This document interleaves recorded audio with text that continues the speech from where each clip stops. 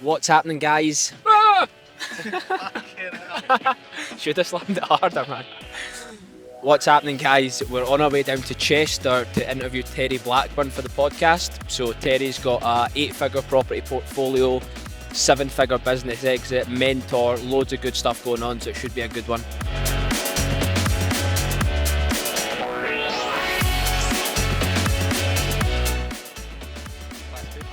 Alright, hi, good to see you. Good.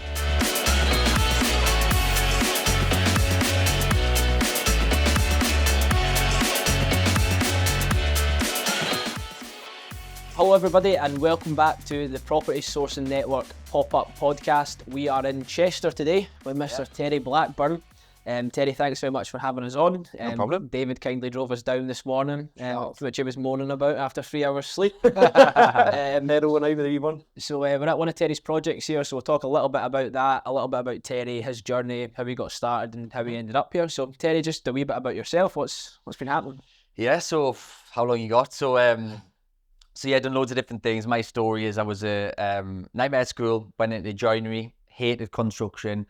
Then I thought it was soft to fucking be messing about hammers and all that. I went before. Yeah, fucking kill splinters and everything. Yeah, hated it. Then I got into sales when I was 19, done really, really well. I was making good money, 80, 90 grand when I was 19 years old, which is a lot of money back then. Got into financial services, started building companies when I was 24, built and sold 2 companies, bought a load of property along the way, and it's kind of spiraled from there into 11 companies and loads of shit to deal with on a daily basis with loads of staff. So that's a whistle stop to it. I can talk about any parts of that if you want. What sort of sales were you doing at that age to make that sort of money? So selling life insurance. Right. So it was pretty brutal.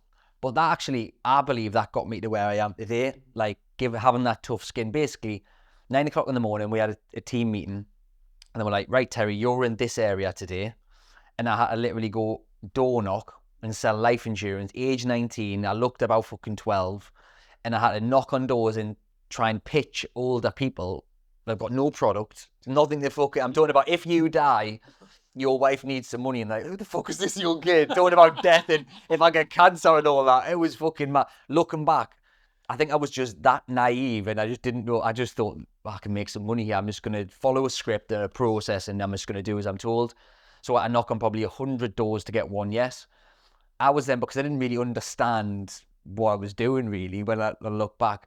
I remember walking into a bank, right? Bear in mind, banks sell life insurance, waiting in the queue, right?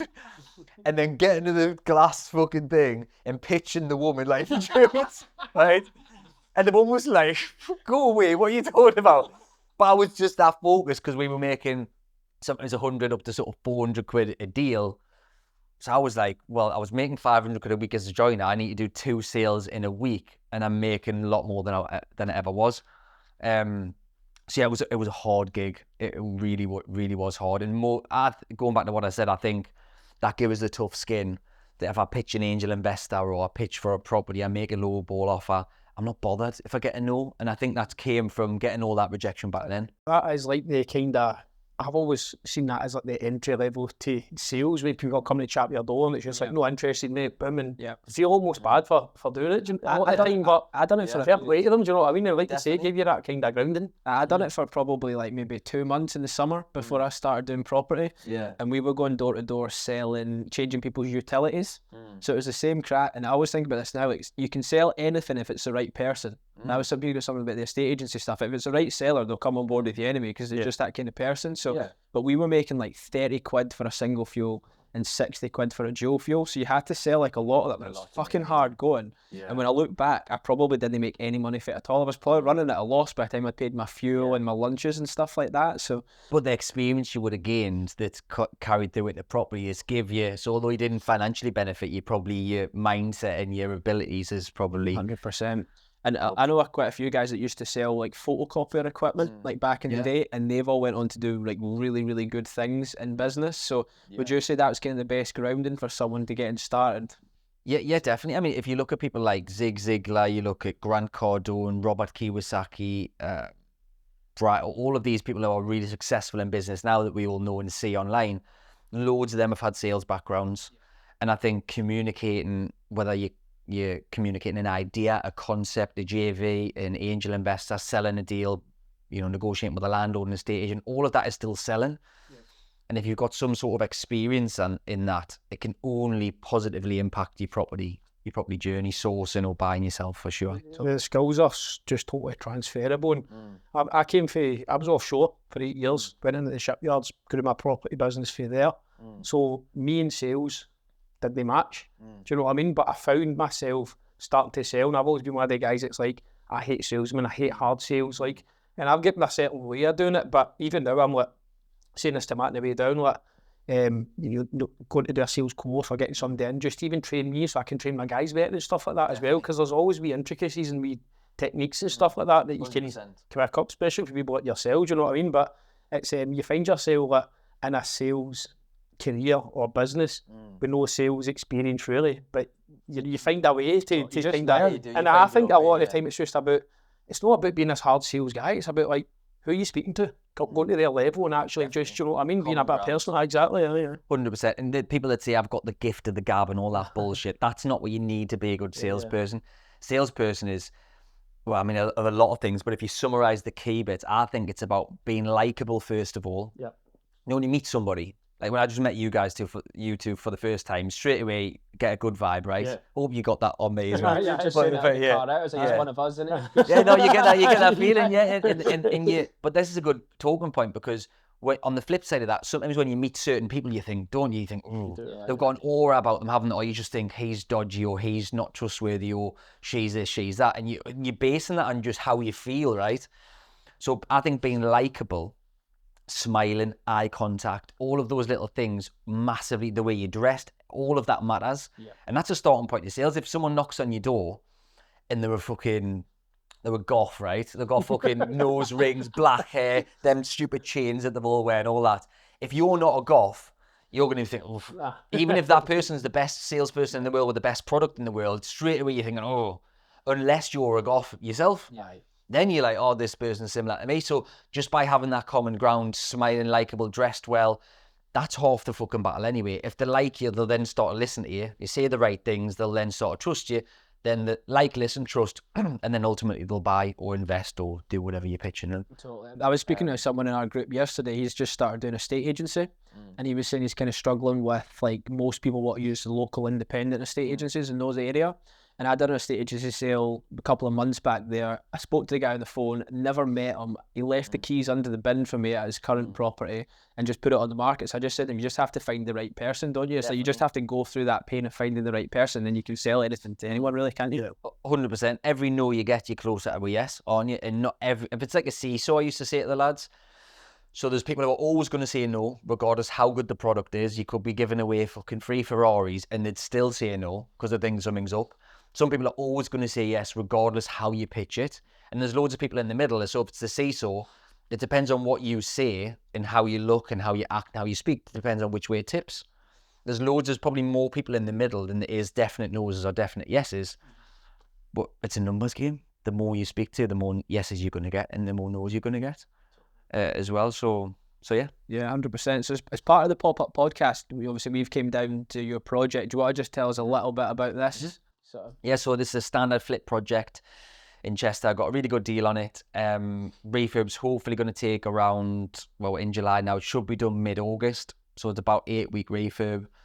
Yeah, just a standard flip project, mate. Nothing too fancy about this. Just the vanilla stuff that you do day in, day out. So something about the resin or something like that? Yeah, so I had subsidence. So the two ways to fix, a reasonably high level of subsidence is your underpinning, or there's a company called GeoBear. I think it's new technology. They were telling me anyway. Might a sales pitch me, right? They were like, what do you say? Yeah, That's true. So basically, they inject this resin underneath the foundations, and a bit like expand and foam, it props it up a little bit, and you get a certificate of structural adequacy, which basically means it's mortgageable. Because it probably wasn't mortgageable. We had to buy cash.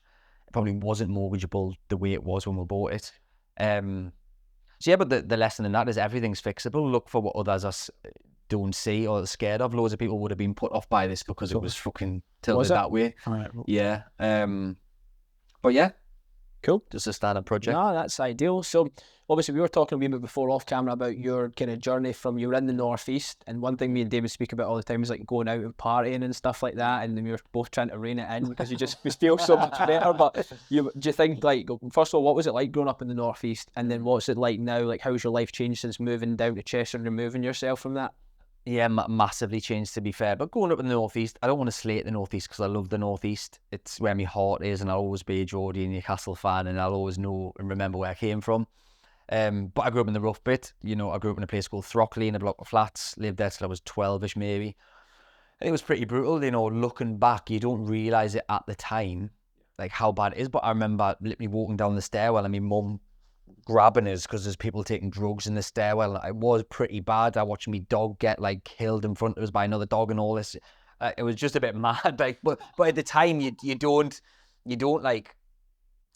think of it like that day because you're only aware of what you were. But when I look back, it was pretty mad. Was in with the wrong crowd. A lot of my mates back then, you know, prisons, getting up to all sorts of mad stuff. And then, you know, I got into sales when I was 19 and I cut ties with a lot of those people. And then after that, I was still in with, you know, people who like a drink, but I wasn't in with the criminals and all that when I got into sales. So clean myself up, you could say, from that point, from 19 onwards. And, you know, the last few years being in Newcastle, I did love it, but I was still a little, like we spoke about, I was still a little bit stuck in that, like, it's Friday, I've had a good week, I've made some money, let's go on the drink with the lads. I'm still a little bit in that world because in Newcastle, I don't know about Glasgow and where you're from, but like it's the culture in Newcastle just to fucking drink. It's our era and our generation is. I always find Newcastle and Glasgow very similar. Yeah. Very similar. A lot of people who don't live in those areas say that. Scottish and the kind of class us as like northern Scottish people don't. The Geordies in Scottish. But yeah, and you know, as we spoke about off camera, like there is, if you want to achieve a lot in business, I do believe that you're hindering yourself if you're out every weekend. You might still get to where you want to be, but it might take you 3, 4, 5, 10 years longer. Then when I moved... No, I was just going to say, touch on that, because we speak to quite a lot of people like Tom and other people as well, and they all seem to say the same thing about that. It's like the drink will hinder you, it will hinder your progress without a doubt, and you sometimes think, you know, I have had a good week, even if I'm having a couple of glasses of wine with missus on a Saturday or something like that, surely I can do that. No, it's none. Don't drink at all. And it's like, it'll be fine. Yeah, I mean, I must admit, I still drink a little bit. What I don't do is party with the lads, and I might do 1 or 2 of those a year, you know, because I've got to go and see everyone. I don't want to, you know, people have this view of like, cut ties with all your friends if they're not, I don't think that's necessarily right, because like, what happens if you don't have other friends? What you're going to do is sit in the house and fucking be by yourself with loads of money. I don't think that advice is right. But I do have a drink. You know, I do like a glass of wine. I do like a couple of beers the odd time. Maybe it's once, twice a month I'll do that. Like just with the missus, like nothing mad. And does that really hinder my progress? I don't believe it does. No. It's when you're out all the time. No, and if you go with Ibiza and it's 2-week fucking hangovers, that definitely... Because it's also the week before a holiday. You take your foot off the gas, don't you? Totally. Then you're in holiday mode and you're getting your clothes out and all that. So it's the week before, the week that you're there, and then a week after. It's fucking nearly a month sometimes of unproductiveness, isn't it? So one thing that I think about, it'd be interesting to get your view on this, is I'm 24, right? Most of my mates are a couple of years older, but I often wonder, I don't go out that much, like definitely not as much as what I used to. Like I never drank for the first 3 months of the year. But do you think I'll get to like 30, if I stop going out as often, I'll get to 35 and be like, oh, nobody wants to go out anymore, like what the fuck am I going to do? Do you know what I mean? I think about that all the time. Am I wasting that? It's like, I mean, the problem with that question is like, you're never going to know, or whichever path you go down, you're never going to know if I went down this, is it better, is it not? When I was 24, that's when I set up my first company, I was still drinking all the time then. And I've done really well. Would I be in a better place, in a different place, if I didn't drink as much? I just think you've got to... I suppose if you're happy with the amount of success that you're currently achieving and the things that you're doing, and you're doing amazing, by the way, like, there's no harm in going up. For me, if you're still doing it, it's only if you really want to... Let's say if you're really unhappy with your progress and how many property you're buying and how much you're worth and all that, you're really unhappy, then I would recommend stop drinking and fucking push. But if you're reasonably happy or really happy and you're balancing it, then it's fine. For me, one thing I do think is, like, I'm 35 now. like, I can't see myself ever going back to that life of I'm past it now, and you go through different stages. But at 24, fucking hell, I was out like a lot, mate. Like I was still doing a beta twice a year, and I was being a nightmare. But I'd been making big money for a good few years at that point, and I had a load of property. So it's down to a few factors: what you want for your future, where you currently are, and how you feel about the whole thing. I suppose one thing is definite is don't stop going out with the lads altogether. Yeah, I would say. So 24, you touched there. You started your first company after the sales background. What did that look like, and how did that end up, and where did it get to? Yeah, so I was selling life insurance from 19. I worked for a combined insurance company of America first. Then I worked for MetLife Europe. After that, when I was about 21, I had a team of 45-ish people when I was 21, 22. And I set Bespoke Financial up when I was 24. So the transition was quite easy for me because I'd done it like 4 or 5 years, exactly the same role effectively, but I just built a big team under someone else's brand and company. So then I got to a stage where I was 24, was like, I'm making a load of money. I'm making them a load more money. Yeah. They were I had loads of ideas on how I wanted to grow the business and recruit and do this and do that with products and all this. And they kept saying no. And that kept fucking us off. And I was like, if I do this myself, I'm just pretty confident I can do this better, and I'll make more money, and my clients will get a better service because I can give them more products and better things. So it was kind of an easy transition to do that. First year, went into the million turnover, 40 odd staff year one. It was pretty wild. And it was a bit like the Wolf of Wall Street, but without the drugs and the prostitutes and the illegalness, because there was a load of lads in a big office having a crack, fucking having a drink on the weekend. It was just wild, and I just loved that period because when you start a business and it's growing and you start to make more money than you've ever made, it's like, I fucking made it. I'm the man. Like, you feel unreal. It is an unreal feeling, that growth of the business, and when it's going so well and just the money's flying in, it was just mint. And then I started to meet other people in financial services that were doing more than us. And I specifically remember going up to this lad who was number one. I was like, I'm going to be number one. And he was like, youngin', because he was like 60 odd or whatever. I was like, I'm telling you now, we're going to beat all you lot. We're going to be, I was just an ego thing. I was just being a knobhead, to try to put it on people. And then I got really obsessed with being number one. And it was like learning from all and you can do that in property, you can do that in business, and in anything, just learning from the best people, working out how they do things, how they build the team, how they do all the sales and all that. Copy that, make it my own. And then after probably 3 or 4 years, we were number one in the country. Won awards in Barcelona, Parma, Berlin, fucking most of Europe. We won loads of mad awards. And we're number one. And then I sold that when I was 33.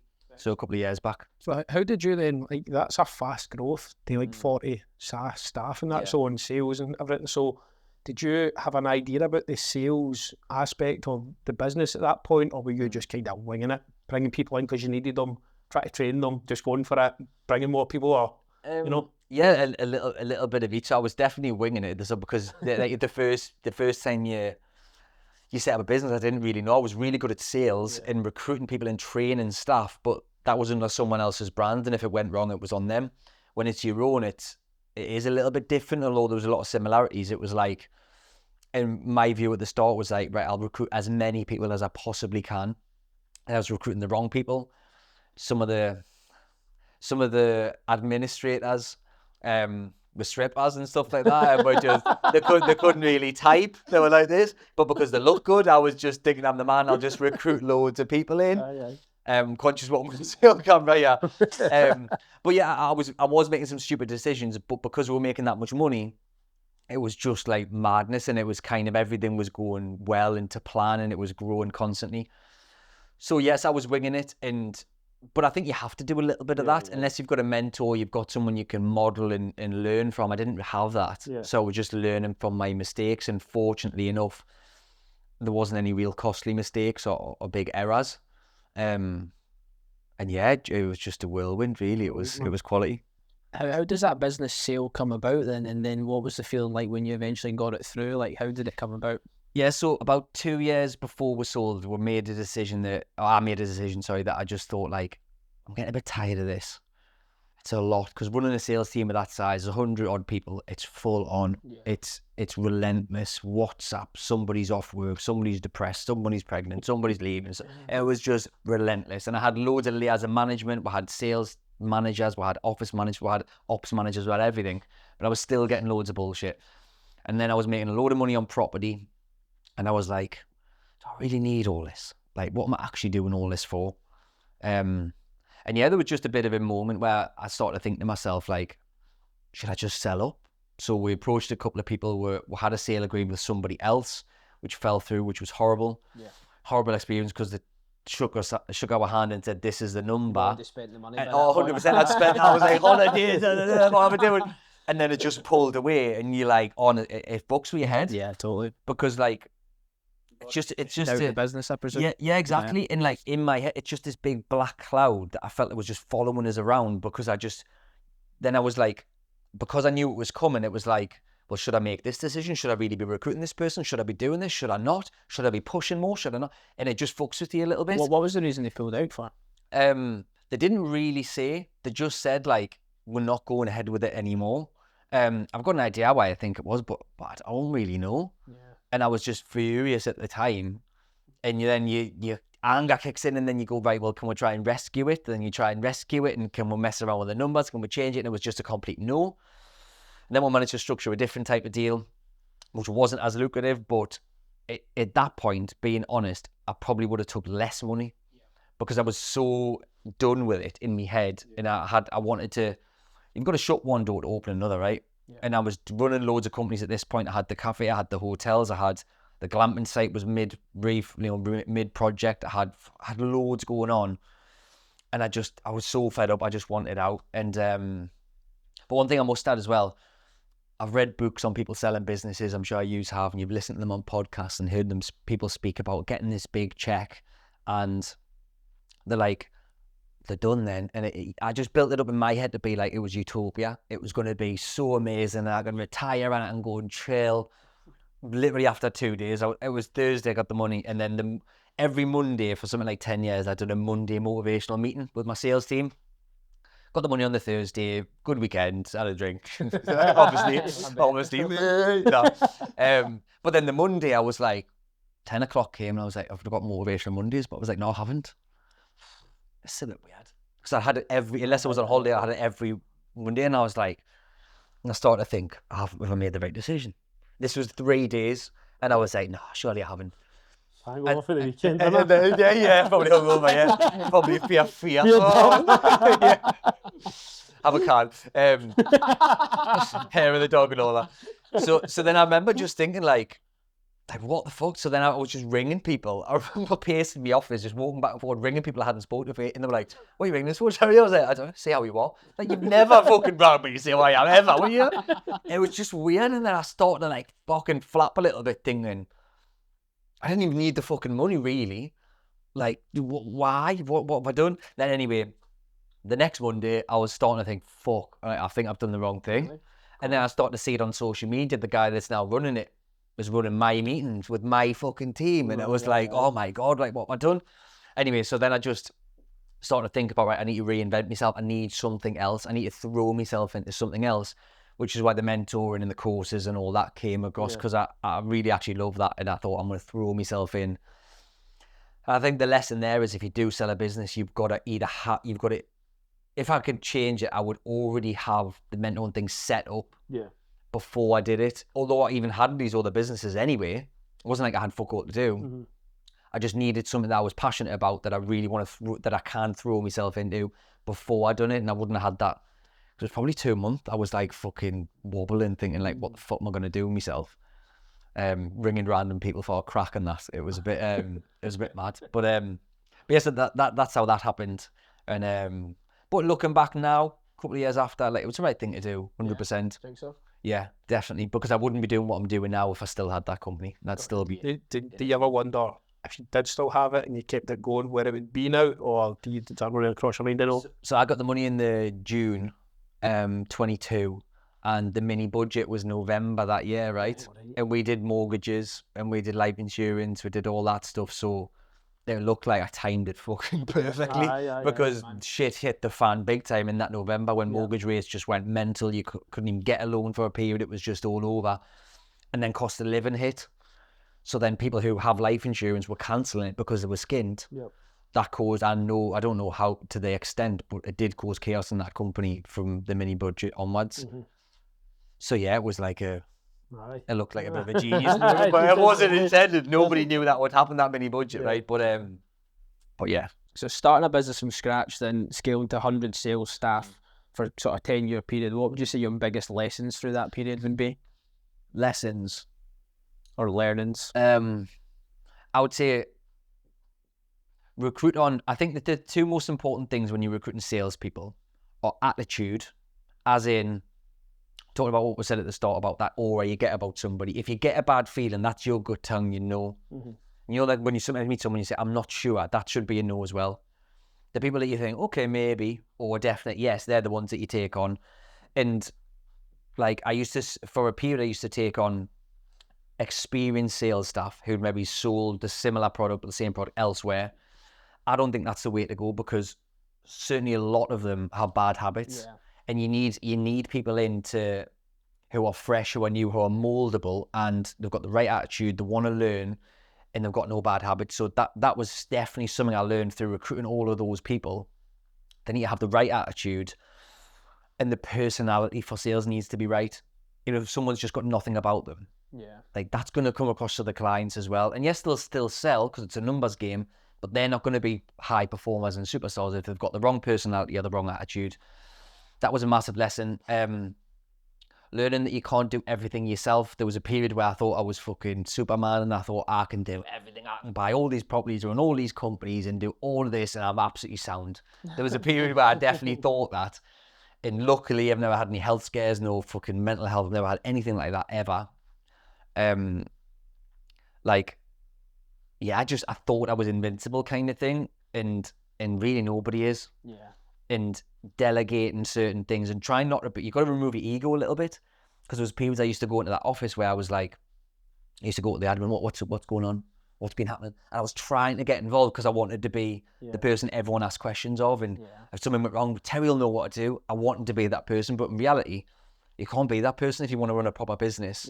It needs to be systemized, processed, and you need to remove yourself and remove your ego just to get it to run without you. That was a definite lesson that I learned. I could go on, but I mean, I suppose another important one is get the money. We've talked about this in our session. Get the money off the table. So there was a period where we were making a shit ton of money, turning over millions, loads of money was flying into that company bank account, and it stayed there. I didn't get it out the company and into property. I mean, I was still buying loads of property. I was still sending a lot across, but there was still far too much in that company account. And in my experience, when you've got loads in that account, it gets spent somehow, doesn't it? Whether it's fucking marketing, whether it's a new bit of camera kit, something happens, doesn't it? And you think, that's a good idea. I'll spend that money because it's in the bank. Get it out the bank and into your bank, as in your personal bank, your holding company, an SPV for property. You just need it out.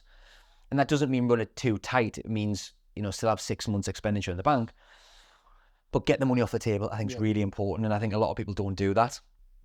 It's interesting. It is also right, but innit? Aye, because a lot of people probably just think, I've got that wee cushion there, that's nice, or just like seeing that number in the bank when they open their online banking app or something like that, It is, and that doesn't mean be reckless and I've done that a couple of times and I've run it really tight. I bought far too many property once, something's went wrong and it's went the bank and you shit yourself.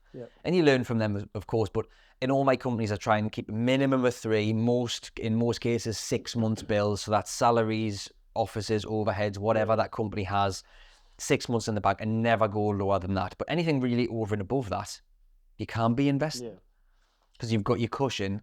And then I've just found if it's more than that, you just spend it on something, So on investing and stuff, this is something me and David speak about all the time. So you used to do a bit of sourcing as well, didn't you? And then you primarily sort of started buying and holding stuff. Me and David don't really hold anything. We're just purely focused on income. And it's like a mindset shift. So what made you kind of hang on to these properties as opposed to just churn and just make lots of money?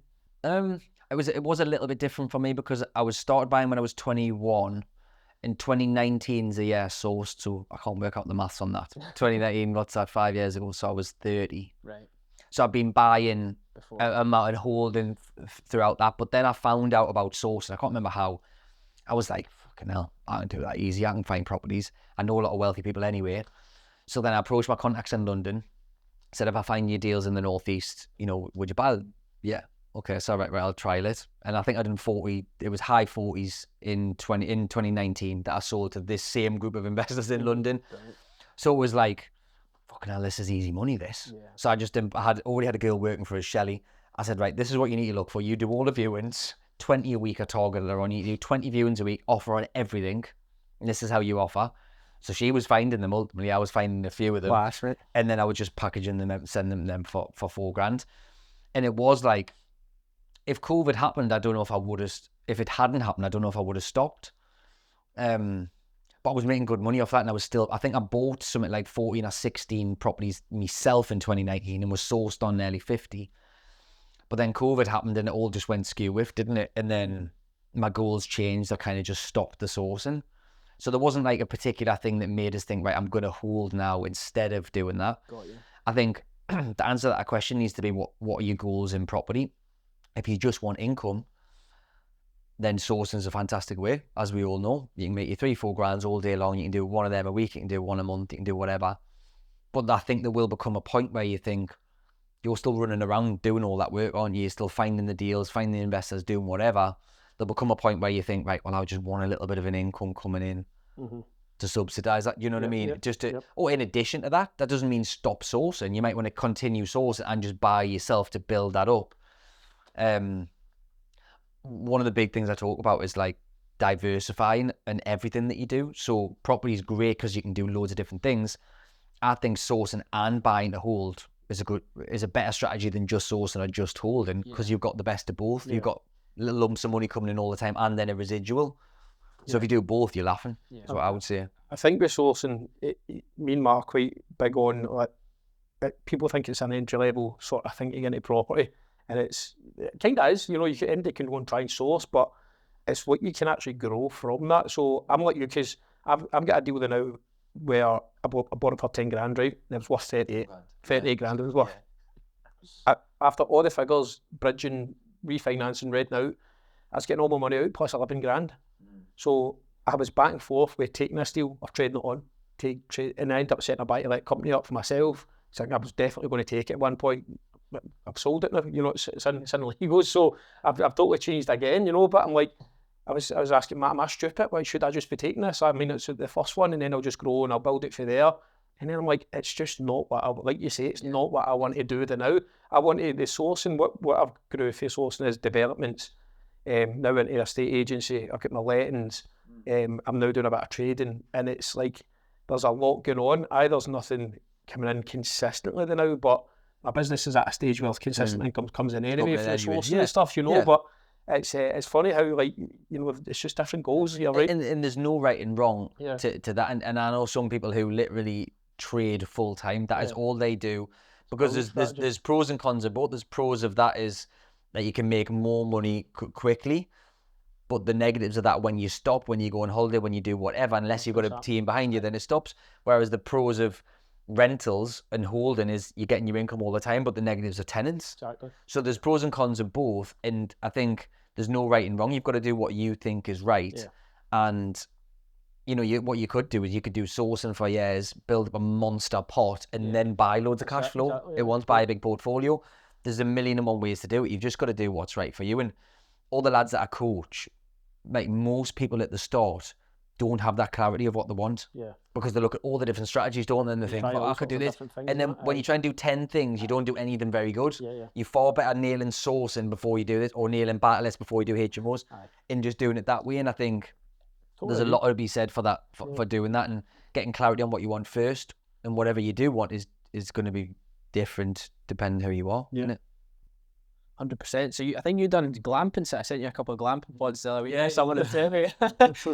How did that go? Because people always say it's like all these hot strategies and property. Everybody wants to do SA and assisted sales and stuff like that. But how did that actually go in real terms? And like, was it make money or? So I had someone on my podcast, who became a JV partner Brilliant. from London, very, very wealthy guy. Kept hounding us saying, I want HMOs in Newcastle, Terry, you know, can you find us some? I was like, yeah, sound, yeah, I'm too fucking busy. And if I found a HMO, I was buying it.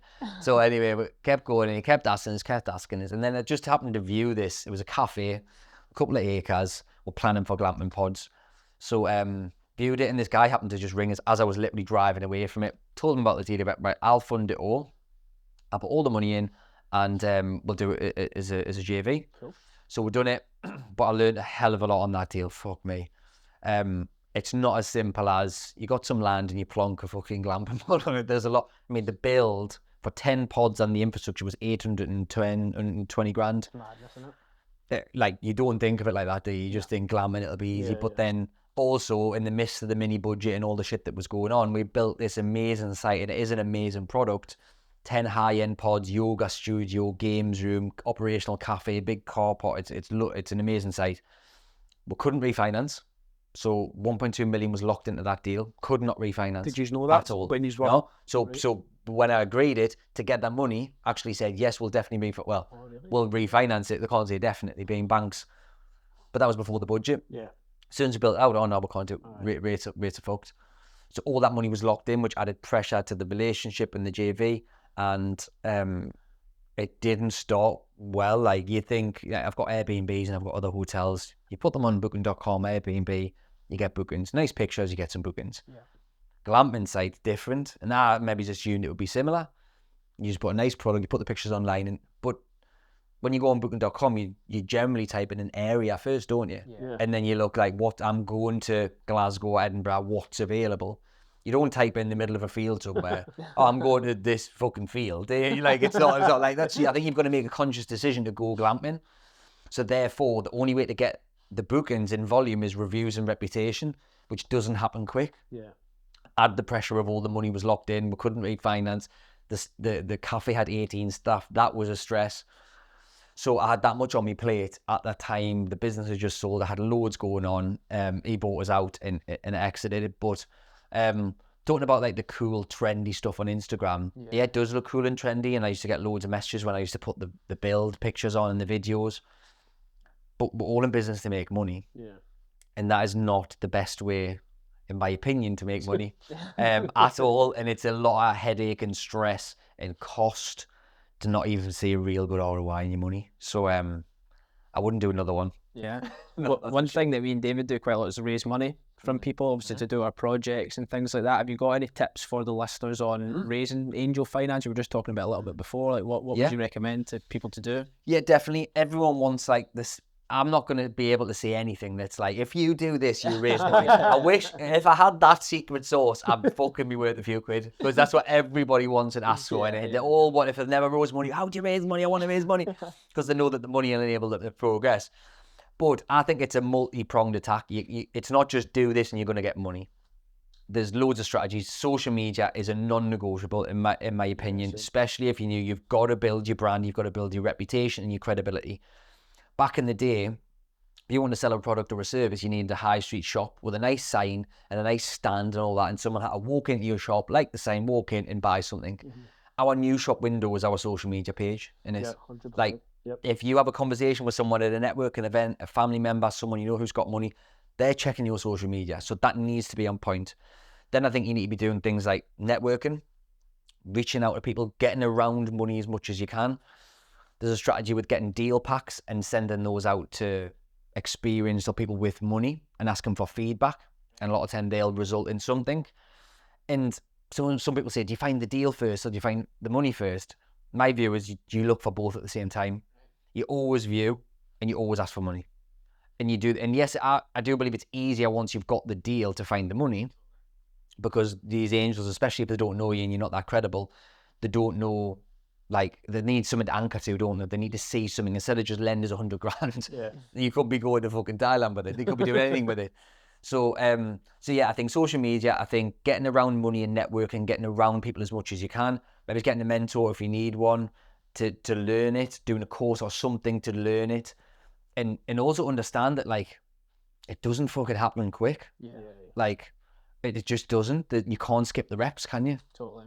We tell people in the sourcing community that ask that kind of question, is like, it's quite a clear roadmap between like learning as much as you possibly can, doing a couple of co-source deals and making a little bit of money off that, using those as case studies to try and find your own investors. Once you've got your own investors, you make a little bit more money, you project manage the refurb for them, and then once you've gone through all those steps, then it probably makes sense to ask for money because you've got a clear track record. Like nobody's going to chuck you 100 grand if you've never picked up a paintbrush or something like that. Do you know what I mean?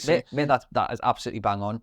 And I think people are so impatient and they're so keen they maybe do a course or they watch some podcasts or videos and they're, I'm going to get into property now. I need to do it right now. I need 100 grand.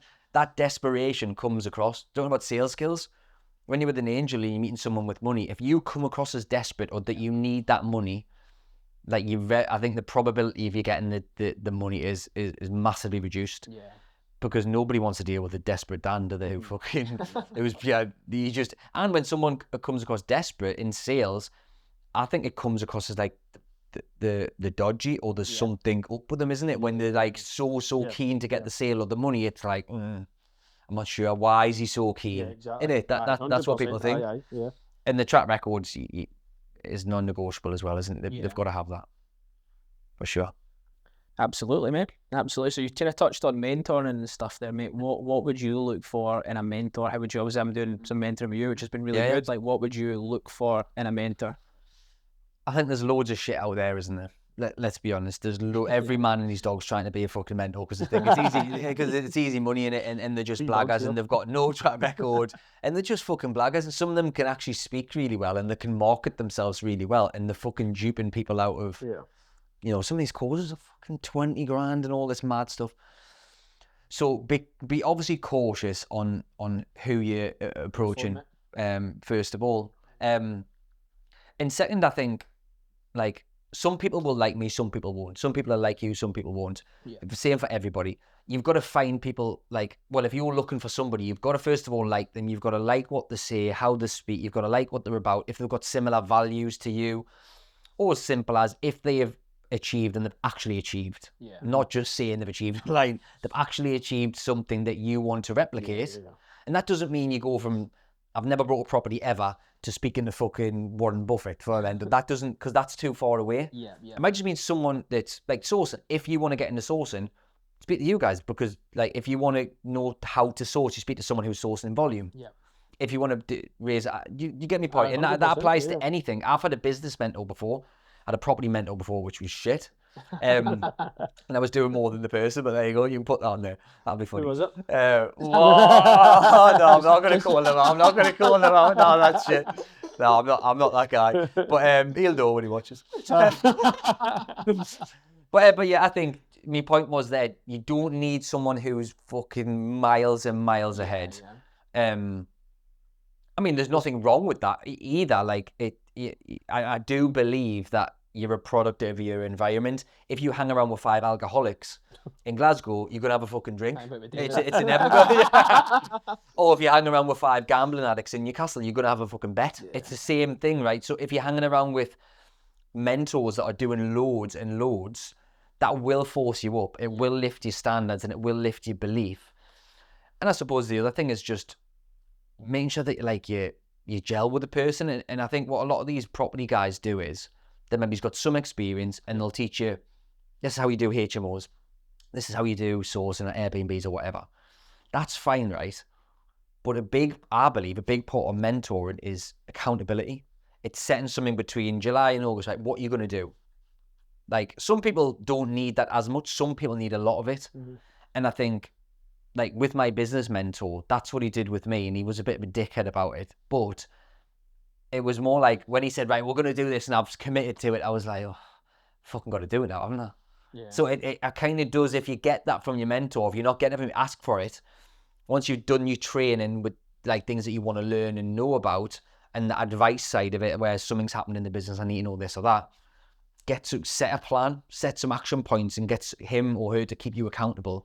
I think that's important. And like a lot of the lads that I coach say they don't get, or they haven't had that elsewhere. Yeah, you got to like them, got to trust them, got to be similar to you, experienced, and yeah. I like what you said there about, you know, not being miles ahead, because that's why me and Matt, we're quite big on getting guests on in our group for our bi-weekly calls. That's not just me and him talking all the time. Like we'll do probably one call each every 8 weeks or something, because we get guests on, we get members on to talk about their experiences sourcing stuff like that. Not just me and Matt saying, oh, we completed 2 deals, another 3, you know, went in yesterday, this is great, I've made this amount. It's like they can't really relate to that as much if you're at the very beginning. Do you know what I mean? You maybe want to give to somebody that's done maybe just a handful of deals or a couple of deals or something like that. Do you know what I mean? So definitely resonate with that. Aye. 100%. And just another thing that came to mind when you said that as well is, I think a lot of people need to just park the ego with mentors, because like 100%. There's nothing wrong getting a mentor. Like, and some people think, oh, but you know, that they don't want to be seen to having a mentor. I think it's a positive. I've lent people money before, and the angel, I've lent them the money. Like, for me, it adds credibility if I know they're coached by someone decent. It does, because you know that they're going to make less mistakes by being coached. And I think you just have to, if someone's achieved what you want to achieve, a lot of them will be able to teach you how they've done it, or guide you to get to the same place, the same destination. So just part the ego, and if you want to fast track it, get a mentor in it. I was like that for ages, mate. So I never done any property training, like formal training, like paid training. So I learned for like books, audiobooks, podcasts like this. David, and from other people that were doing it. But I think now, see, if I was to start again, I would just pay for the course. Do you know what I mean? That you pay 3-4 grand or whatever for the course at the time and all that stuff. But then I wore like a badge in my sleeve for ages. Like, I've not done any training and that. But I bet you now, if when I first started, rather than doing it all myself, if I just paid it, I'd probably further on than what I am now, 100%. Definitely. And then I kind of made the decision about maybe 9 months ago about mentors and stuff like that, because especially like in property, particularly before I had staff and stuff like that, a lot of the time you're just fucking sitting yourself. And I'm lucky to have a good support network, but you know, you don't know what you don't know, isn't it? So like having 100%. As many people around you as possible to help you and support you in the decisions is key in it. Honestly, 100%. And even you mentioned different people as well, having multiple mentors and different, like I've just paid, the first time I've ever paid any real money to a mentor was only was this year, probably 2 months ago, 3 months ago. Cool. I paid 25 grand to somebody. And I shit myself paying that much money. But it's somebody who's massively experienced at making money online and building webinars and doing all the funnels and all of this creative stuff, paid ads. And he's excellent at it. And he's trained some of the biggest players that we'll probably all know in property and other industries of how to do it.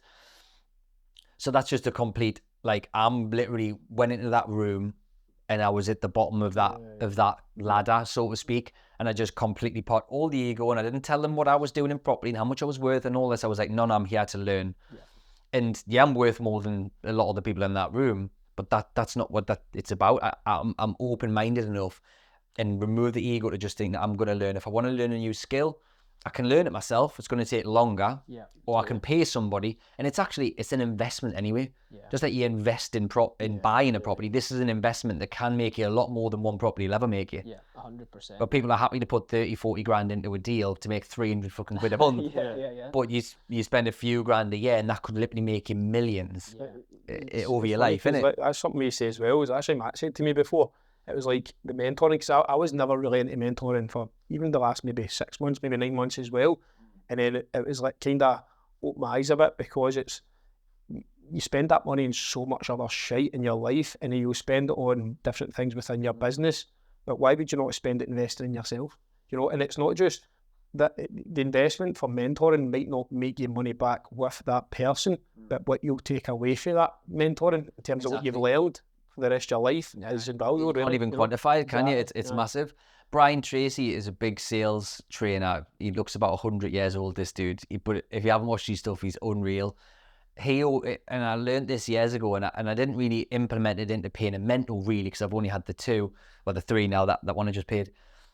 But he says you should invest 3 to 5% of your income, your earned income, every year in some form of self-development. So probably easy from age 22 to 23 up until now, I've always done that on books, and I've done a few online courses, and then I've done it with some mentors. But the main thing for me was books. So I have to spend a good few grand every year on books and shit. But I've always done that, and that's definitely helped me.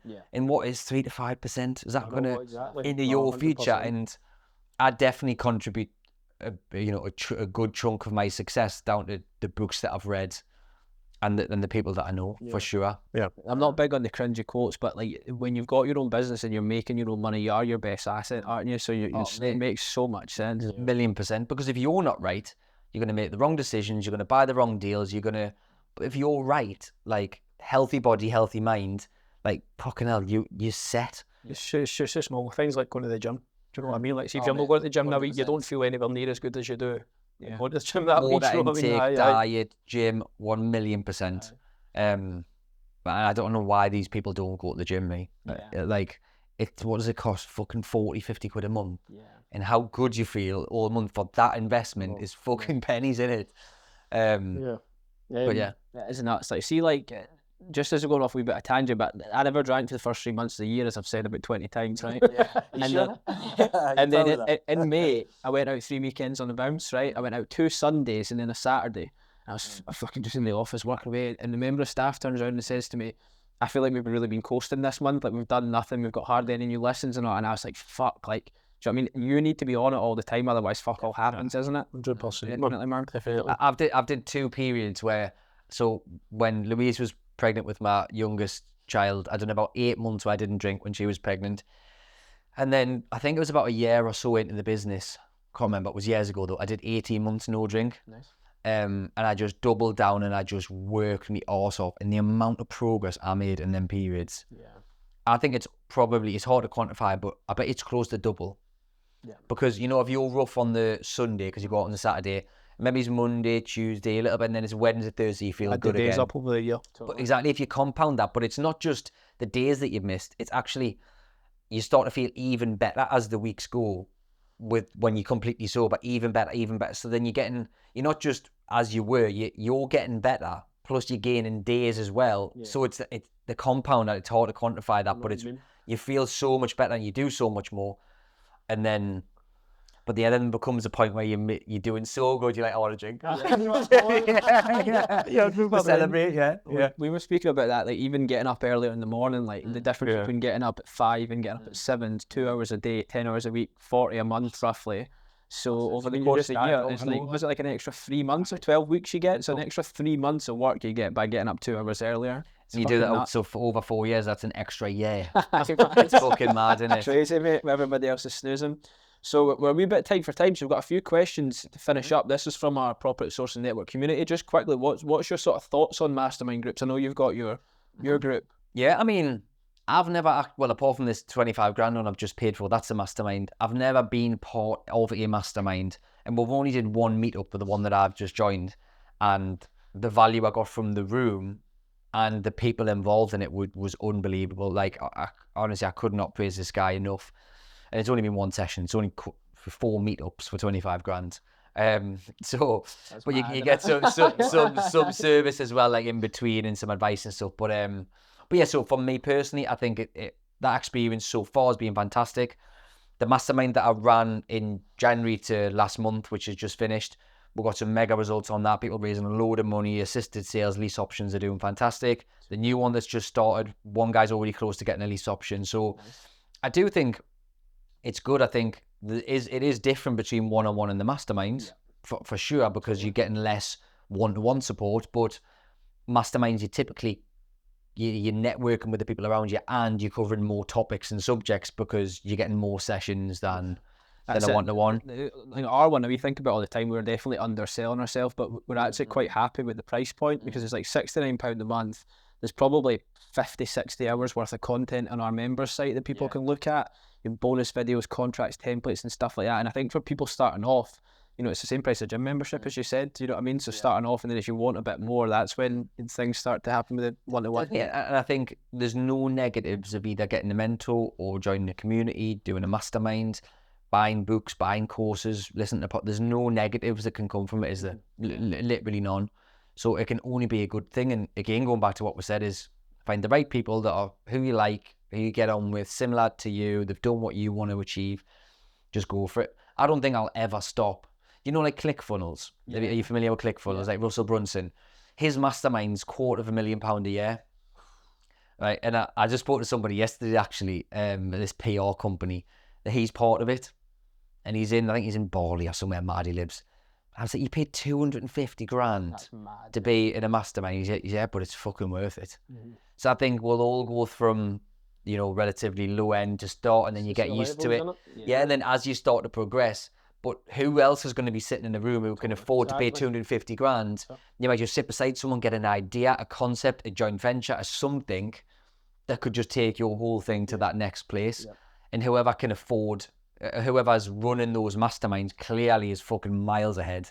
If he or she can charge 250 from it. So I don't think I'll ever stop doing it, regardless how wealthy I become or what I achieve. I think there's always somebody up, isn't there? There's always someone doing more. I think I'll always do it, and I actually really enjoy it. Yeah, learning, isn't it? Yeah, and when you know, Tony Robbins talks about progress equals happiness.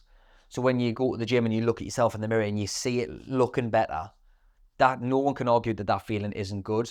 When you see physical, visible progress, you feel mint. But likewise, when you learn a new skill, you implement it, it works, you make money, that's a fucking mint feeling. So if you can keep that going by doing all the training, mentoring, masterminds, whatever, why wouldn't you do that? It's only money in it. Totally. You were on about that yesterday with your Facebook ads, mate. Aye. What does it? You said that you feel a lot better. He just fell asleep on there. I said, you're feeling better, mate. He says, your hospital leads down, mate. Aye, just the simple things. Simple things, mate. Aye, because we'd set up our own campaigns to we'd done a bit of Facebook training. And before, I've just always outsourced it and got somebody to do the ads. And now it's just like, you've created it, you've done the copy, you've got the images, cost per leads down, leads are coming in. It's just like, oh, this is fucking brilliant, I'm smashed it. And the more I'll get, like next week, something will happen, it'll be shit again, and it'll be, you know, just... Well, that's it. But that feeling that constantly hits a dopamine of like progress and something's working, that is what we all strive for, right? And like, we all know it's a good feeling. So why would you imagine just being complacent and staying where you are, never getting that feeling again? Just right, I'm gonna stop buying property, I'm gonna stop sourcing, I'm gonna stop learning, I'm just gonna fucking retire. That's when you fucking die anyway. It's hard, like people don't get it because it's hard. It's not easy to get that feeling, because to get that feeling you need to work hard at something, whatever you're doing. Do you know what I mean? You need to go out and go to the gym, put the work out. You need to go and do you know what I mean? Aye. Yeah, definitely. But yeah, man, that's why I'll always just keep it going, innit? Yeah. And just quickly, what would you say your biggest wins and losses are? Biggest win? Obviously, selling a business is a big win. Sold another business, that was a decent win. I mean, there's not like, and I think the reason why I'm struggling to think of one big thing is every time I set a goal, before I've even achieved the goal, I've moved the goal.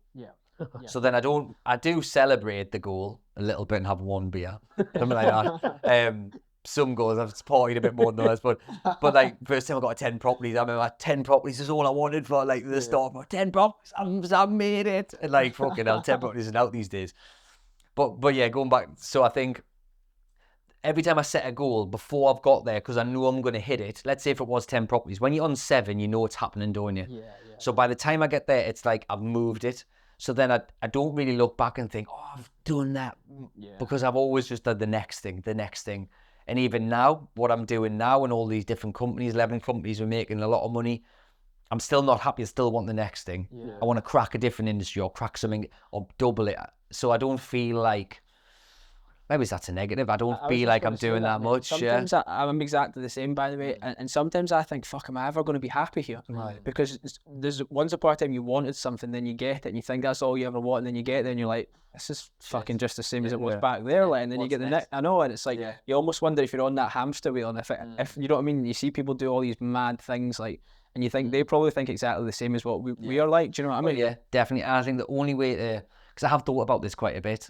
I actually spoke to someone yesterday about this, and the only thing I think you can do is make sure that, because if you're that way with goals, whether it's a financial goal or whether it's a health goal or a holiday goal or a personal goal, you'll treat it the same. So I think if you don't just have money goals and property goals and business goals, you need goals in other parts of your life. So body transformations, marathons, fucking holidays, watches, cars, you know, something else like that, because then if you just go down this route of pursuing money and never being satisfied, that's when everything else starts to waver and be impacted. So I think having goals in other parts of your life like reduces that Quite like that as well, because it's like if you've got the goal of money in business and earning this money, to have that goal to spend the money on type thing, it just kind of goes hand in hand, you know what I Like mean? you've all heard the fisherman and the billionaire like analogy, haven't we? Yeah, where like the fisherman's just going out and he's buying fish and the billionaire meets him and says, well, why don't you, instead of eating them fish, sell them fish, and then you get a fleet and then you get loads of people working for you, and then he says, well, then what? Then I'll just go and spend time with my family. Well, I'm doing that anyway. It's that thing about like having 10 properties or 100 properties or £1 million in the bank. If you boil it down once, whenever you've spent it on, whenever you're going to spend it on, you're going to spend time with then the people that you love anyway, and doing things that you enjoy. So you might as well do the both at the same fucking time.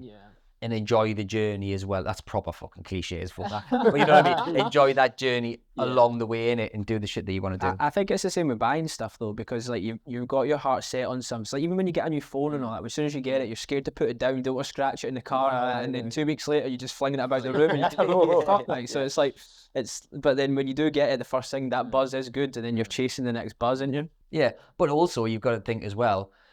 So you're that way, I'm that way, you'll be that way as well, I'm sure. When you're that way inclined, you can think, yeah, is that a negative and am I just constantly running and running? But the alternative is you stop. Yeah. And I don't think that's a good place to be at all. By stopping and being complacent, I've got enough money now, I've got enough property, I'm just going to then chill. What, for the rest of your fucking life? I think you'd lose your shit. On about selling your business and you're like, after 3 days, oh fuck. Mate, honestly, I lost my shit a bit and I was like, what the fuck? Exactly. Because I didn't love being in that business, and that's the same. So I think with people who are like us, and probably a lot of listeners will be the same, they're that minded, that way inclined, you just keep going. And your goals will change as you get older, because mine certainly have. And when I'm 45 and 55 and 65, I'm sure it'll change, because you go through different stages of your life. Totally. I might then be more about, I want more chill time, I want to be on the beach more, do you know what I mean? But I think when we're young, like, it's all guns blazing, innit? Yeah, definitely. Alex was with me yesterday.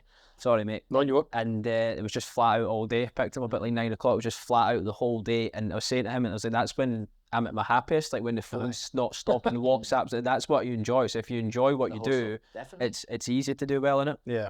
Mosey says that, doesn't he? Yeah. Like, obviously he hasn't got kids, Alex Mosey, but he says that if you enjoy work, there's nothing wrong with working all the time. Yeah. Wonder why he doesn't have kids, eh? No. Too busy banging steroids in them, maybe. I've just got one just to kind of finish up, if that's all right. But so obviously we're a property community. So see, just in 2024, because you're big in your assisted sales, you came on the call, you were talking quite a lot about that and stuff like that, and you've obviously got SE, buy-to-lets and whatnot. Yeah. This is a flip. So what would you say is the best strategy just now in 2024 going forward? If you're quite new to property, or maybe you've got a bit of money and you want to start getting into property, what would you say is the best strategy? I think that depends on what your goals are. So if your goal is cash flow and you want to replace your income because you want to retire, leave your job, whatever, if that is your goal, that determines what the best strategy is. So then for me, if you want to get there as quick as you possibly can, it's HMO. For me. Right. See, HMOs aren't a big thing up north. It's quite hard to get your hands on a good HMO, you know. Beside unis and hospitals. The only place you get them is like Edinburgh in big expensive flats, like 400-500 grand. Glasgow and similar, and then in wee satellite towns where there's universities, but it's really not a big thing. No, you don't get like professional markets. It's only really students in it. Yeah. I mean, Airbnbs are a similar ROI in terms of the cash flow if you annualise it. But they're very volatile, up and down. It's regulations coming. Everyone keeps saying that it's probably going to come. But a lot of people say, what's the best strategy? It does depend on what your goal is. If your goal is, right, well, I've only got this much money, a limited pot, and I need to grow it to then buy some cash flow, assisted sales and flips is the best. What you've got to consider now is interest rates do affect buy-to-lets more than they used to. But if it's lower end, as in 60, 70 grand, as they're still normally sound, because your mortgage is so minimal, the rates don't normally affect it that much. Rents off, I don't know about Scotland, but rents in Newcastle and North East are fucking mental. They are going through the fucking roof. HMO rooms, I'm getting 500, 525 for a room with no ensuite. And like 120 grand property, I'm getting 800, 850, 900 rent. The rent are mental, and it's got to slow down. So how do you think that does slow down now? I know we're a bit conscious. I always think because so UK's an island, not building enough, net migration figure 750,000 last year. Like, how does it slow? When does it stop? Do you know what I mean? If they do something like lower interest rates and make build loads of affordable housing and make it easier to buy up, they're on about this mortgage guarantee scheme or some nonsense on the Labour. So if they make it easier to buy properties and more people can get on the market on the property ladder earlier and younger, that'll impact rents because more people want to buy opposed to rent. Sure. There'll always be a market for rentals, I think. But yeah, it's a supply and demand thing. I can't see it slowing down anytime soon because even if they say, right, we're going to build a fucking million houses in 2025, like by the time that's not going to happen anyway. But even if it did, they're never going to build that many. And even if they did, it would take a while for it to then filter through when people actually start. So, and there's a big argument to say that this new generation, they want to be mobile. They don't want to be locked down to an area. They want a renting culture.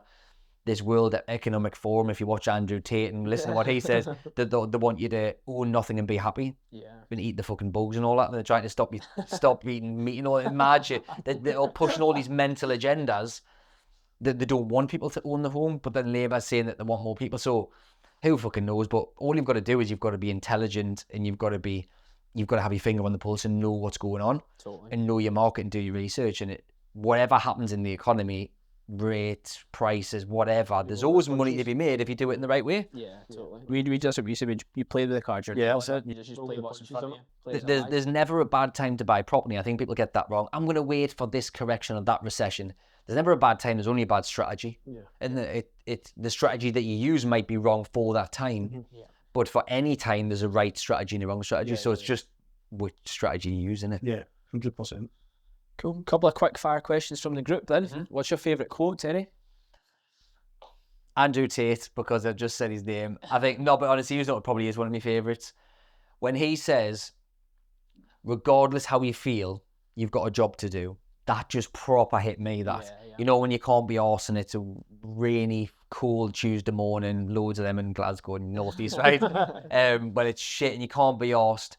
Those days you need to snap out of it and be disciplined enough to do your fucking job. And whatever your job is, that doesn't mean work on a job. It might mean you need to make progress and buy some property or source some property or go to the fucking gym. Yeah. Or like you should just do it regardless how you feel. And I love that. And I think so many people need to hear that because they're fucking lazy bastards. Yeah. And when they don't feel good, they don't do anything. Yeah. When I came back on holiday there, I was moaning to someone about how my WhatsApp was going crazy. And I'd actually like it, but I like moaning about it sometimes. And it was pressure as a privilege.